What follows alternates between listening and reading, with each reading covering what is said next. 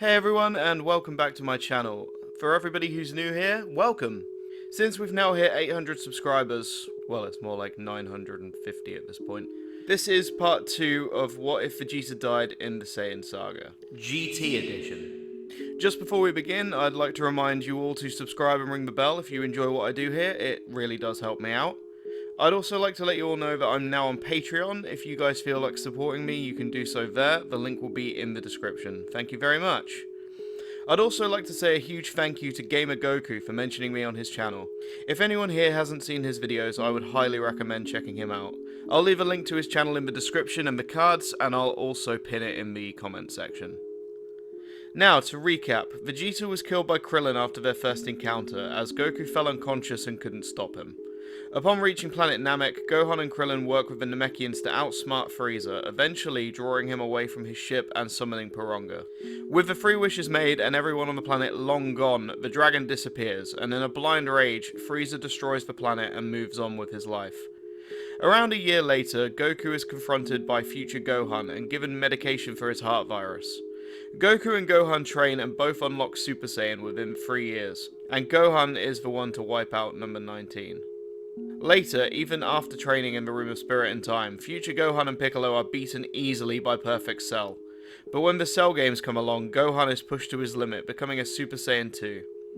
He toys with Cell until he spits up number 18. Future Gohan takes the initiative and destroys Cell. When Babidi shows up, Gohan defeats Dabura and Babidi is killed. Then Shin makes Gohan an attendant. Beerus does wake up, but doesn't get the match he wanted, but he opts to spare her for the food. Life goes on as normal, with Beerus going back to sleep. And now we pick up our story 15 years after Babidi is defeated. Goku is visiting the lookout at the worst possible moment and spots Pilaf having summoned the Black Star Dragon, and he is turned back into a child by the accidental wish. From this point onwards, the first arc of GT goes mostly the same way, only with Goten filling in for Trunks here. Goten is much the same as he is in GT, having never really known serious battle, and focusing more on girls than anything else. It all goes the same way until Baby reaches Earth. Obviously he can't possess Vegeta because Vegeta isn't there, so this time I think Baby uses Gohan as his host. Other than that detail, the arc plays out as you would otherwise expect it to, with Goku turning into a Super Saiyan 4 and defeating Baby by blasting his ship into the sun. The only notable omission here is that Oob would not be present. But here we do encounter a problem. Goku never learned instant transmission in this timeline. The ships do still manage to evacuate most of Earth, however, with everyone pushing their limits to save people. The remainder would be restored later using the Namekian Dragon Balls.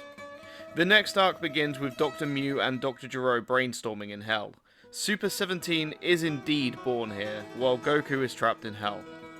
Gohan and Goten do their best against them, but they aren't enough to stop him. They do, however, manage to stall him until Goku gets free of Hell with Piccolo's help, and together with number 18, they destroy Super 17. Something interesting about this arc, however, is that I'm sure Vegeta would also return to Earth to join in the destruction, and probably be defeated by Goten, or Goku, even. Now for the Shadow Dragons. Most of the dragons go down the same way as they did in the original, but the end of this arc is where things really start to change. With no Vegeta to fuse with, it could be curtains for Goku here. But to his credit, since Gohan was taken over by Baby, he has kicked his training back up a gear. He's about to show off something he's never had to use until now. Gohan transforms into his ultimate transformation and kicks Omega Shenron into a building, before using his Kai healing ability to heal Goku's wounds. Goku is stunned. He never knew that Gohan could do this, but upon talking to Gohan for a few minutes, they decide on what to do. Gohan hands Goku the Potara earring, and tells him to put it on his left ear. There's a blinding flash of light, and Goku-han is born.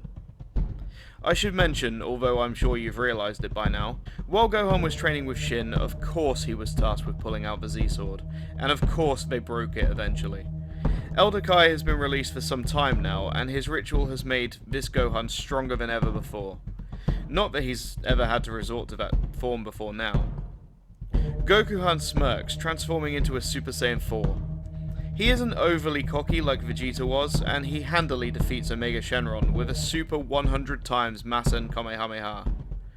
Once all the Dragon Balls are reclaimed and Goku-Han has split in two once again, yes, we're keeping the Super retcon, Goku leaves with the dragon to continue his training in a land far away. And years later, Goku Jr. would go on his own journey. But that's where our story ends. I hope you enjoyed this What If. It was difficult for me to find many notable changes in GT, as Vegeta wasn't a huge part of it until the end, but I hope you guys enjoyed. Thanks so much once again to GamerGoku, be sure to go check him out, and thank you to every one of my subscribers for helping my channel get this far. This really does mean the world to me. As always, I'll see you guys in the next one.